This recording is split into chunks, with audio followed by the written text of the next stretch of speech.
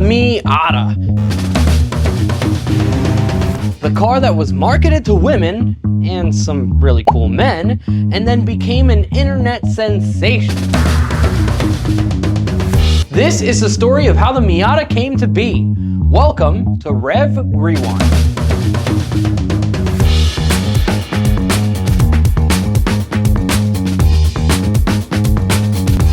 Before we talk about what the Miata is today, we need to go back in time. We're going backward in time. This all started with a man named Bob Hall. Back in the early 80s, Bob Hall showed Kenshi Yamamoto, the executive director of Mazda, a chicken scratch design of a sports car. This eventually led to Hall being hired as a designer, even though he wanted to be a PR person, because he was a journalist. During his early years at Mazda, Hall worked on designing the B-Series pickup, when he was approached by Kenshi Yamamoto and was asked why he wasn't working on his sports car idea.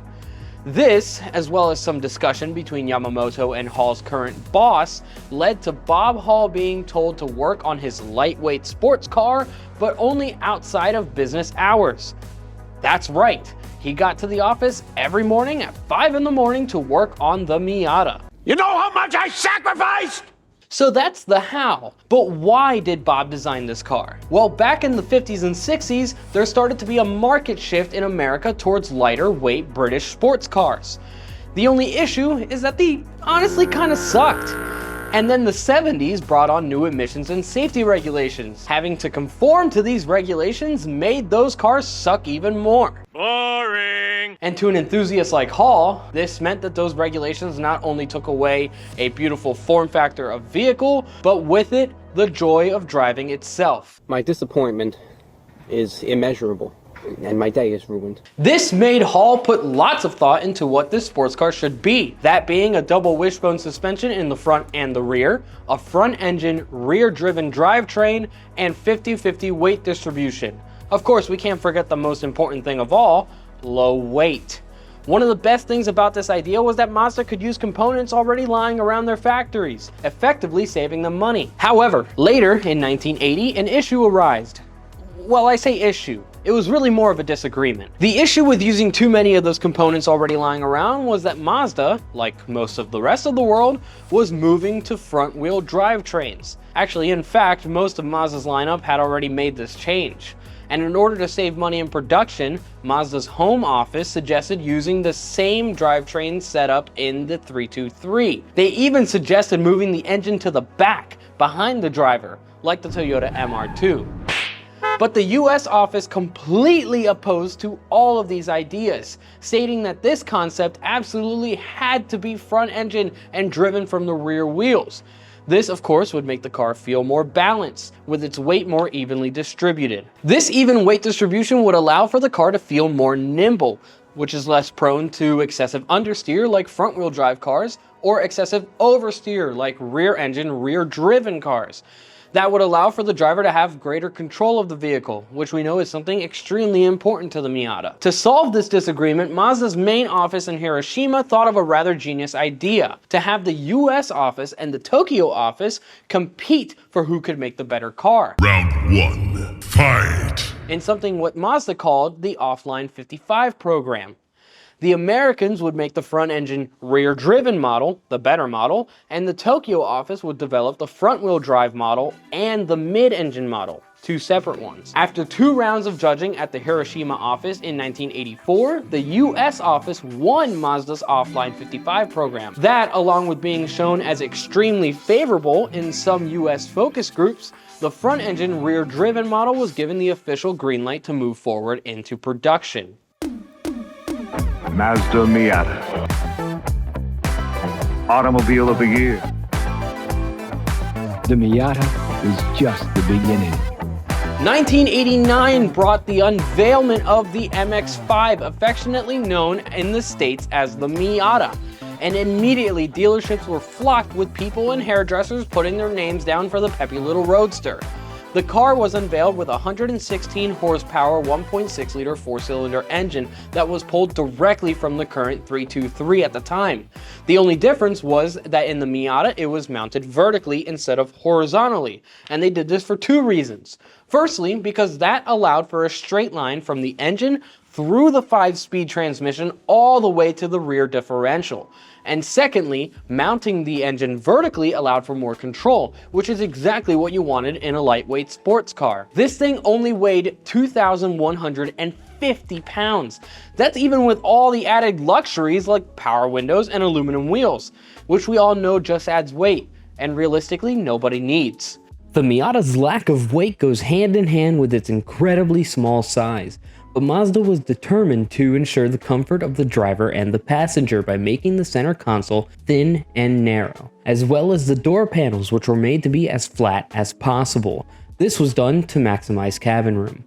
So, even though you couldn't fit anything bigger than a purse in the trunk, and you probably broke your back getting in and out of it, it still fit the driver like a glove and provided that perfect harmony between driver and machine, something that Mazda stands by with their Jinba Itai philosophy. So there you have it, 1989. The Mazda MX-5 becomes an instant hit worldwide, thanks to its affordable pricing starting at under 14 grand, and also thanks to how incredibly easy it was to work on and modify. This made it become a legend in the world of modification.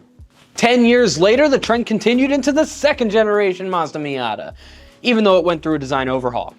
Taking cues from the FD-RX-7, the design became curvier and wider. Unfortunately, due to pedestrian safety concerns, the pop-ups had to be eliminated and were replaced with fixed headlights, which I like better. They're not better. The new generation of the Miata also saw a bump in power to 140 horsepower and a new interior, which I also like better. You're just wrong. Honestly, the NB Miata faced the toughest task: to carry the legacy of its predecessor. Everyone knows sequels are rarely as good as the originals. Just look at Die Hard. Oops. But this still managed to give the same spirit as the original, and for that reason alone, I think I like it better than the original itself. The same couldn't be said about the generation that came after, the NC, or third generation Miata. That one faced quite a bit of backlash from consumers. Apart from being longer, wider, and taller than the previous two generations, it was also 400 pounds heavier than the original, contributing to its nickname of the Boat. Despite being heavier, it was also faster than both of its predecessors, 0 to 60 in 6.5 seconds, thanks to its higher power of 170 horses. Something new was also introduced in this generation with its electronic driver aids, stability, and traction control, as well as a power retractable hardtop, something that would continue into Miata's following generations. The NC actually did quite well despite being the heaviest Miata, having sold 210,000 units in its time. Then here comes 2015, the start of the golden age. This is when Mazda unveiled the newest and still somewhat current Miata, the ND. This was the return to form that the Miata needed, being similar weight to the NA generation, but you could also have modern comforts, like Apple CarPlay, heated seats, and a very, very smooth 6-speed manual transmission. However, it didn't have those beautiful pop-up headlights and the front fascia that looked like that. It actually looked more like an angry kitten instead of a modern-day iPhone emoji. That now brings us to the modern day, where the Miata has continued to grow in popularity, mostly thanks to the Money Pit Miata by Donut Media and the TikTok car scene. Here in front of me, I have an expert from a written article in 2009, written by a very well-known car journalist, Clarkson or something, whatever. It starts, "This then is a car designed to thrill and excite and put a massive smile on your face at the sort of speed that won't mess up your girlfriend's hair. Put simply, an MX-5 feels more alive at 30 miles an hour than most cars do at 100. I realize that the hairy-chested among you will be scoffing, saying girl's car and all sorts of other things. Well, that's fine. You waste your money on a Ford Mustang and a Ferrari. The fact is that if you want a sports car, the MX-5 is perfect. Nothing on the road will give you a better value. Nothing will give you so much fun. The only reason that I'm giving it 5 stars is because I couldn't give it 14. I couldn't have said it better myself. Make sure to subscribe for other videos like this, comment what you think of the Miata, and thank you for watching Rev Rewind.